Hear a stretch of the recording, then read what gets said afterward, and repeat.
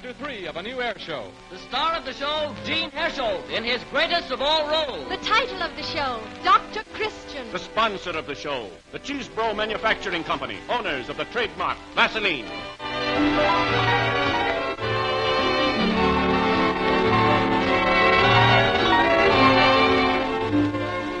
For years, Jean Hersholt was one of the outstanding character actors of pictures. Then came the day that he was assigned to the part of the country doctor in the 20th Century Fox production of that name. And Jean Hersholt became one of the foremost stars of Hollywood. It gives us great pleasure to be able to bring to you the extraordinary gifts of this great artist in the kind of role that made him famous and that he made famous. As Paul Christian, the doctor of River's End, Jean Hersholt offers you an absorbing half hour of human drama. Thrills, laughter, tears, satisfying philosophy. The opening scene of today's story takes place in Dr. Christian's reception room. It is empty now, but presently the door of his private office opens and... Well, I suppose I'm silly, Dr. Christian, but I just got to wondering. Of course, it can't be anything much. I'm really not sick. Well, we won't worry about it. I've sent Judy to the drugstore to get you some medicine. Oh, I could have picked it up on my way home. Oh, that's all right. Judy wasn't busy. Sit down, Mrs. Tanzy. How's the rest of the family, Ben? Just fine, Doctor. Ethel's married now, you know. Yes, so I heard. Seen her husband living here in River's End? Yes, they're staying with us until Wilmer gets something to do. Jobs are pretty scarce now. Oh, I guess that's right. How's Bud? I haven't seen him since last summer when I set his arm. He's fine, too. He's coming after me in the car. Oh, and he's going on the radio. Oh, he is? Well. Mm-hmm.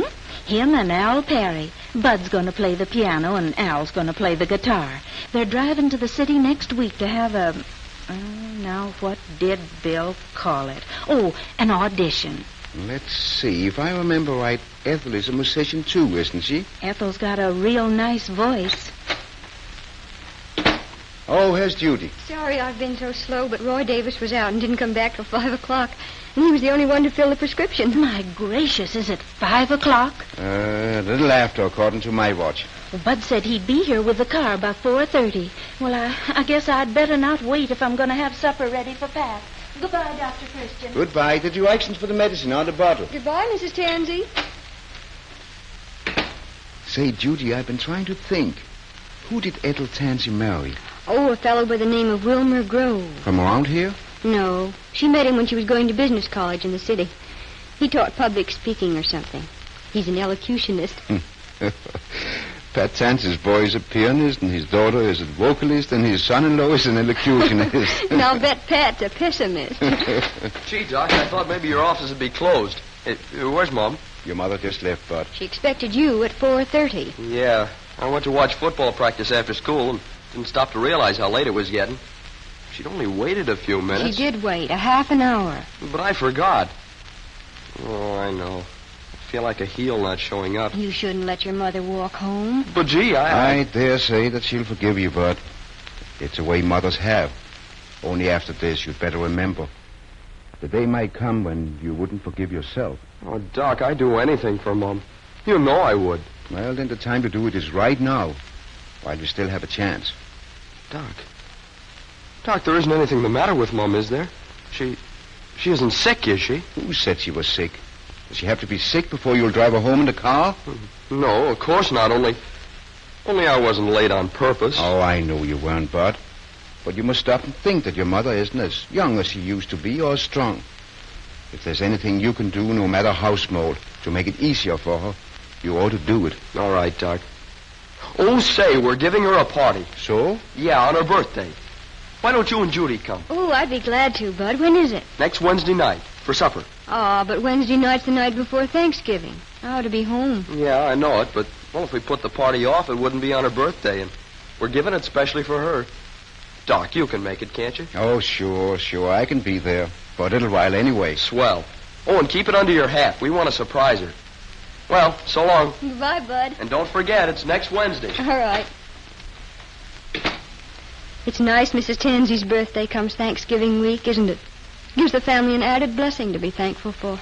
Yes, only sometimes we don't know they are blessings until we lose them.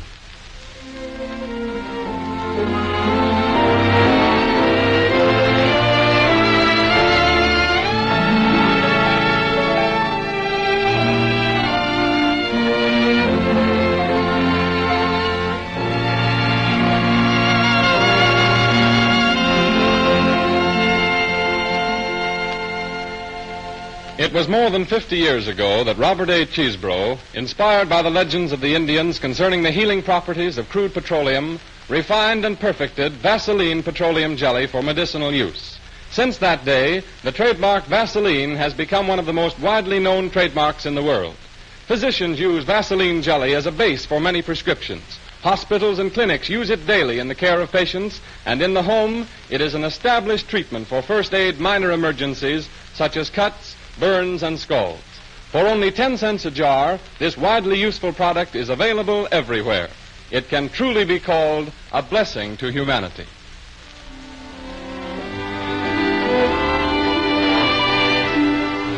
We take you back now to the Tanzy home in River's End, where preparations for Mom's party are in full swing. The time is late Wednesday afternoon. The scene, the living room of the Tanzy home. Mrs. Tanzy is bending over an ironing board.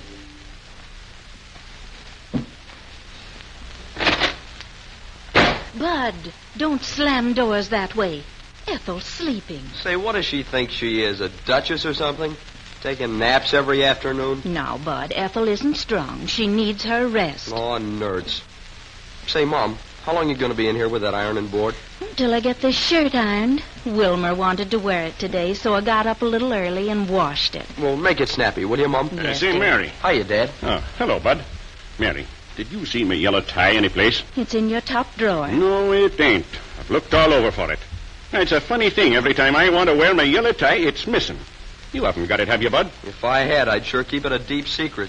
That tie. I'll find it for you, Pat. I'm just through here. Oh, Hey, Mom. What's the matter? oh, it's nothing. Just a little stitch in my side, I guess, when I bent over to pick up the ironing board. It's gone now. Well, be careful, Mom. You know, we're giving this party for you. Yeah, that's right. You're the guest of honor. And you won't forget me tie, will you? I'll look for it as soon as I put this ironing board away. Hey, Dad, you ought to hear the new opening me and Al Perry's worked out for our radio program. Hey, get a load of this. Presenting Al Perry and Bud Tanzy, those River's End hillbillies. We'll be coming up the river when we come. We'll be coming up the river when we come. We'll be coming up the river. We'll be coming up the river. We'll be coming up the river when we come. Will you stop that racket? Well, look who's talking. If it ain't the Duchess. Oh, we come to entertain you when we come. Oh, Dad, make him stop. Oh, no, Ethel. Bud has a right to sing. Well, if you call that singing, it's horrible. Where's Mother? She just went to the kitchen to tend to dinner. Oh, say, Bud, you better find out if she wants anything at the grocery. Oh, can't Wilmer go? I want to practice our radio program. You go yourself. Wilmer's busy working on his stamp collection. Working is good. Well, you'd be a lot better off if you take up something like that instead of this silly hillbilly business. As soon as Wilmer gets a stamp from Stockholm, he'll have his first book all filled. Go on, Bud. Find out what Mother wants at the grocery. Hey, wait a minute. How's this? Oh, Wilmer sticks stamps with the greatest of these. Has Greek stamps and Greek stamps and funny Chinese. And stamps from Bombay and the New Hebrides. But he's stuck for a stamp from Stockholm. Bum, bum. Good evening. Good evening, everyone. Hello, Wilmer. Did I hear music? No. I'm very fond of music. It steals into all your moods. In your gayer moments, in your sorrows, in your joys. In your head. In your... No. Look, now while we're all here, let's call Mother in and... wait a minute. Well, hello, Doc. Hi, Doc. Come on in. Glad to see you. Say, hadn't we better quiet down a little? If this is a surprise party, why... Yeah, the surprise is out. You couldn't keep a thing like this from Mary. She's too sharp. And besides, we had to tell her so she could cook the dinner. Oh, she's cooking the dinner. Sure. Yeah, Doc. And we're giving her a party that is a party. Why, we've invited about everybody in town. Yeah, there's nothing small about us. I see. Oh, and you're just in time, Dr. Christian. We're going to call her out of the kitchen now and give her her present. Aren't you afraid that'll interfere with her having dinner on time? No, oh, she can go right back. Mary. Oh, Mary. Everybody ready now. Here she comes. Happy birthday. Happy Happy birthday. To the dearest and sweetest mother in the world. And to the best wife I ever had. I'd like to offer my congratulations. Oh, hello, Dr. Christian. thank you. Here, Mom. This is for you. Oh, Bud. What is it? It's a present from all of us. Go on, open it, Mother. A vacuum cleaner. Oh, you shouldn't have bought anything so expensive. And I'd like to know why. Oh, the thing isn't good enough for you.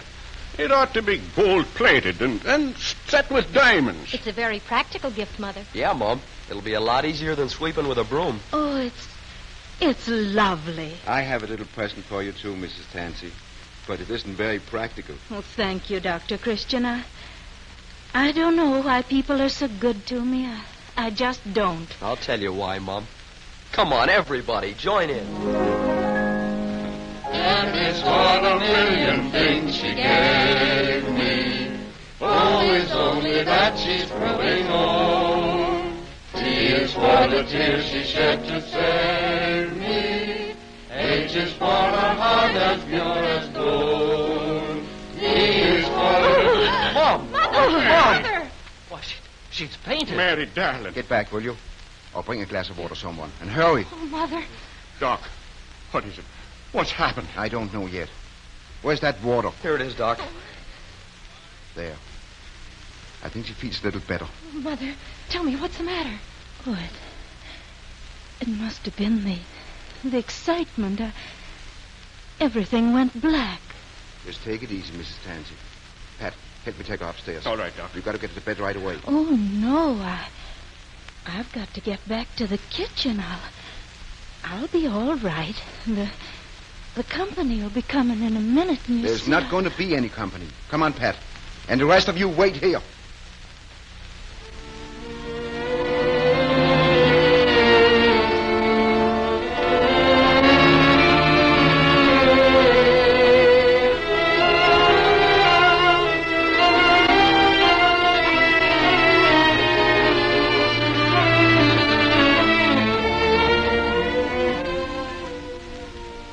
The living room of the Tanzy home about half an hour later.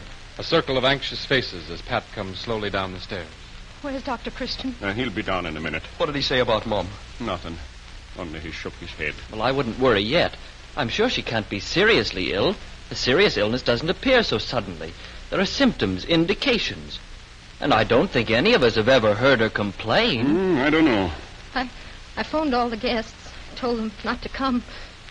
Oh, it doesn't seem possible that anything could happen to Mother. I couldn't stand it. Oh, gee, Ethel. Don't cry. We gotta keep our chins up. It won't do no good to cry about it.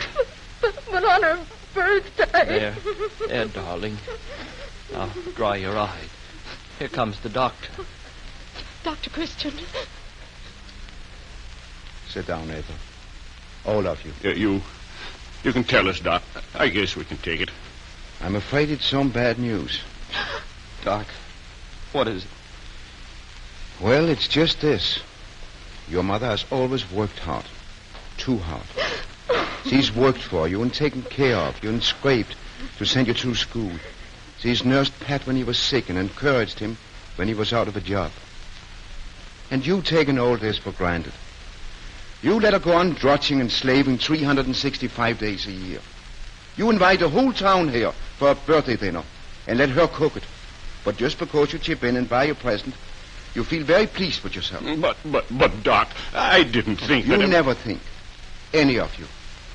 Most of the trouble and sorrow in this world isn't caused by mean people, vicious people. It's caused by people who don't think. Dr. Christian, if you'll only save her. I can't save her. Oh, Doc. It's her heart. Oh. And I can't do anything. But maybe you can. What is it? What should we do? Well, she'll have to be quiet, stay in bed.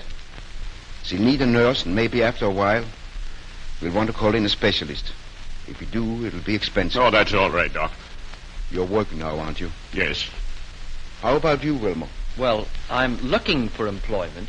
Oh, I've forgotten. What do you do? I'm a diction instructor. I teach people to talk. I don't think you'll make much headway here. Most people in Riversend talk too much. Yes, the possibilities do seem a trifle meager. How long have you been without a job? Well, I should say I've been available for about 8 months. You've been living here 8 months without working? Oh, but Dr. Christian, I wouldn't say you were available. I'll say you're a bum. Why, see here, sir. Sit down. Well, you can't talk to me. I said sit down. Is it Wilma's fault if he can't find anything to do? Well, we'll come to that presently. It seems to me that you took a course in business college, didn't you, Ethel? Yes, I did.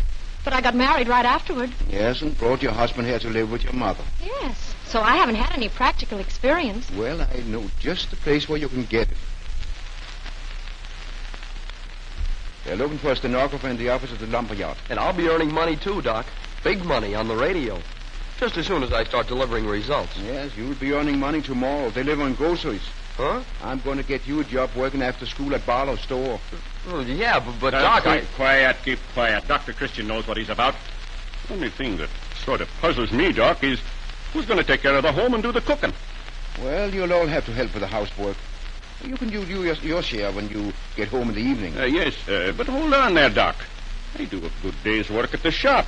When the whistle blows at 5 o'clock, I like to quit. Mother did a good day's work, too. Only for her, there wasn't any whistle. All right, Doc. I'm game. I'll do my share. But still, there's the cooking. I think Wilma can do that. Me? I mean, I? Cook? Looks that way, Wilma. You're the only one left to do it. But I've never cooked in all my life. Well, don't feel badly about it, because you're going to learn right now.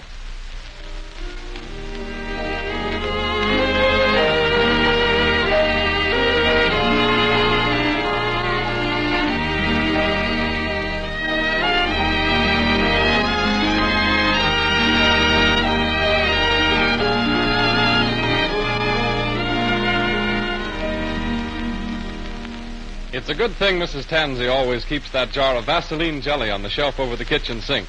For in the next 2 weeks, Wilmer had great need of it to soothe the daily burns and scalds he acquired in the heat of unaccustomed battling with the cook stove.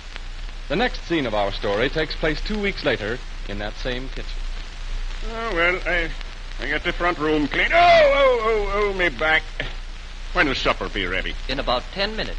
You still have time to finish putting that shelf paper on the pantry shelves. I haven't had a decent meal in this house. Well, you're lucky to get any. Don't see why that nurse couldn't do a bit of cooking for us. As long as she has to fix up a tray for Mother. She says she isn't hired to cook for the whole family. Look out, Bud. What are you doing? Well, what's the matter? What's the matter? Look at your feet. Tracking mud all over this kitchen floor. Do you think I haven't anything to do but clean up after you? No, I didn't know my feet were muddy. I worked my fingers to the bone, and then you... Okay. I'll get a rag and wipe it up. Wait, don't take that. It's my best tea towel. Take that one over there. Well, where's Ethel?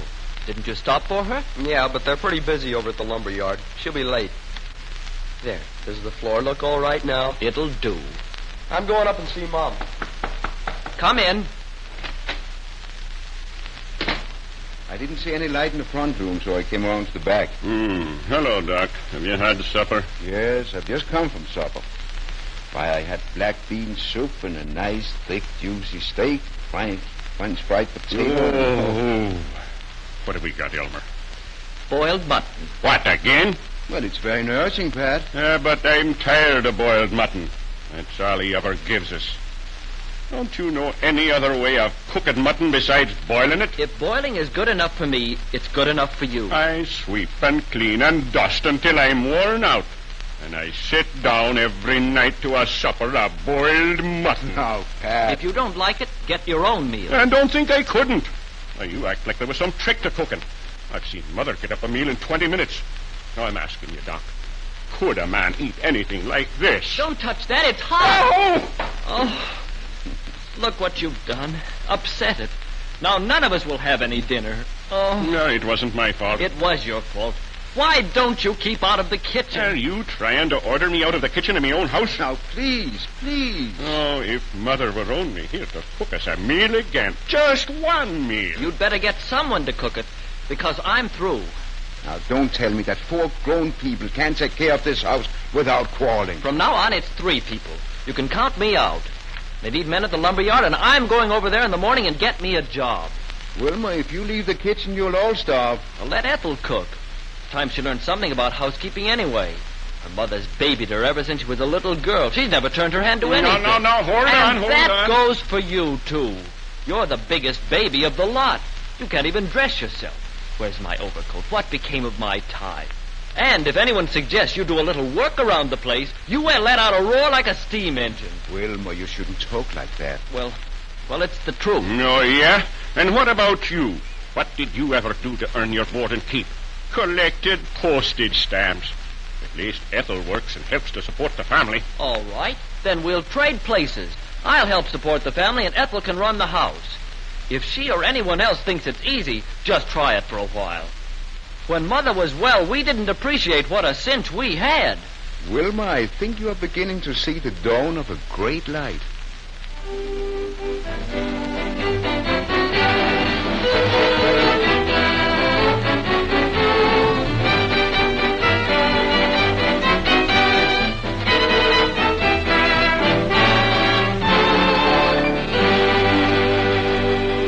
It is important for the young man starting out on a new job to present a neat, well-groomed appearance. Vaseline Hair Tonic can make it easy for you. Simply apply a very few drops and brush the hair into place. You'll find this quick application gives luster to the hair and keeps it orderly and neat for the day. But for lasting hair health, you should do more than this. Once a week at least, massage your scalp with Vaseline Hair Tonic. Give it a good brisk workout till the scalp is pink with exercise. Then shampoo the hair, and when it is dry, groom it again with Vaseline Hair Tonic. A 40-cent bottle of Vaseline Hair Tonic will give you 6 to 10 such weekly treatments in addition to daily grooming.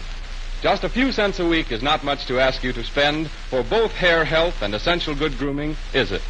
Vaseline Hair Tonic in handy-shaped bottles is for sale at all drugstores.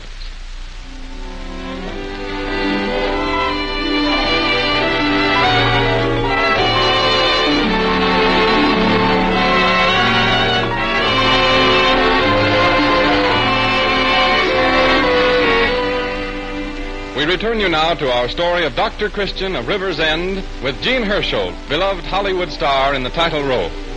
1 month has passed since Wilmer Grove stalked out of the kitchen of his mother-in-law's home and got a man-sized job in the lumber yard. And Dr. Christian has decided to look in again on the Tanzy home to see how things are going.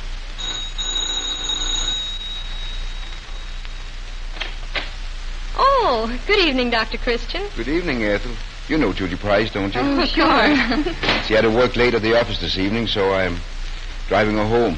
Thought I'd drop in on my way past. Where's everybody? Bud and Dad are downstairs cleaning up the basement. And Wilmer has to work tonight. He's been awfully busy since he was made assistant superintendent. How's Mother? Oh, I think she's better. And Dr. Christian, I cooked the things for her tray this evening, and she ate every bit. The nurse just brought the tray down. Oh, that's swell, Ethel. I'll go up and see her. Judy, you can stay here and talk to Ethel. All right. I'll only be a minute.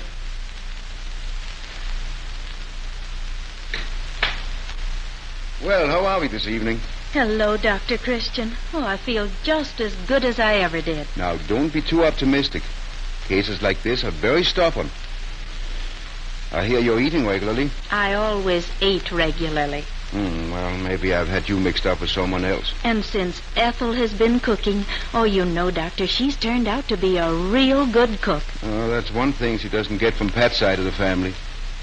Any pains in your back? No. How's your headache? I never had a headache. Well, you're the only one in this house who hasn't. I don't think there's anything wrong with me at all.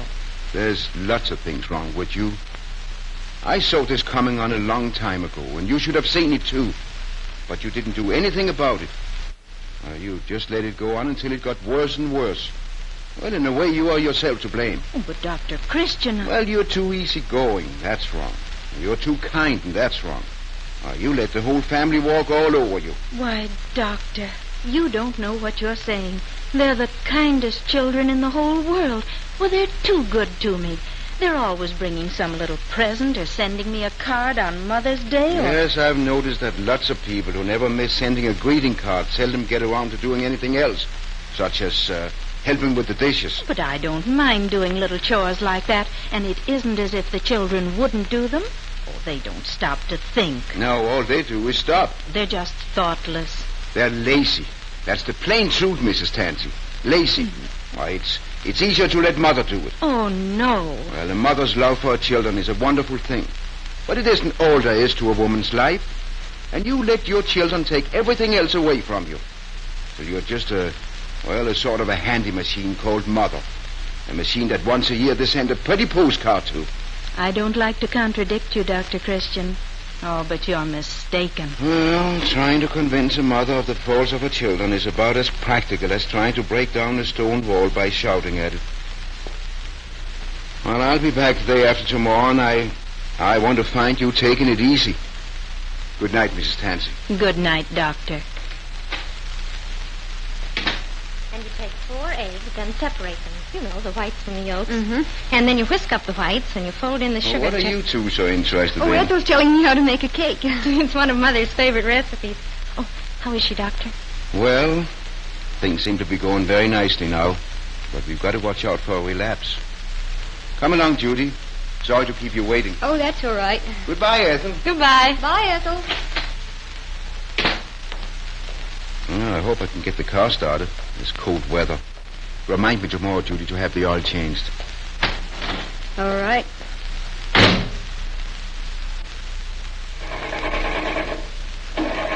How's Mrs. Tanzy? Well, I might be wrong, but I have a hunch that she'll be out of bed tomorrow. Why, that's marvelous. You've made a wonderful cure. I didn't cure her. She wasn't sick. I just sent her to bed to teach that family of hers what it was like trying to get along without her. But I thought she had something the matter with her heart. All mothers have something the matter with their hearts. They're too big.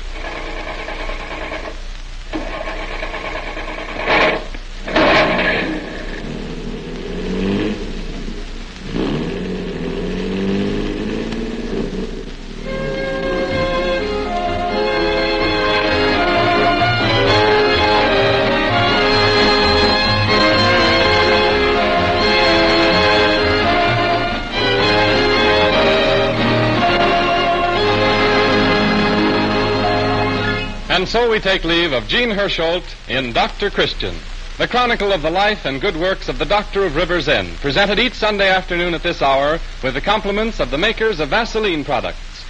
Cold weather is settling down over much of the country, so let us give you these timely reminders. To prevent and relieve chapped lips, get a stick of Vaseline camphor ice. 1 10-cent stick will last you for months and keep the lips smooth and soft in the coldest weather. When you think you have a cold coming on, place a little Vaseline jelly in the nostrils to soothe the inflamed membranes and make breathing easier. The tube is handiest for this purpose. If you have to stand on your feet a lot like I do, a Vaseline jelly massage at night will make your feet feel real good. Seems to ease the ache right out of them. You try it and see if you don't thank me for the suggestion. When you purchase Vaseline products, be sure to look for the trademark Vaseline on the package. If you don't see it, you are not getting the genuine article. Prices mentioned on this program apply only in the United States.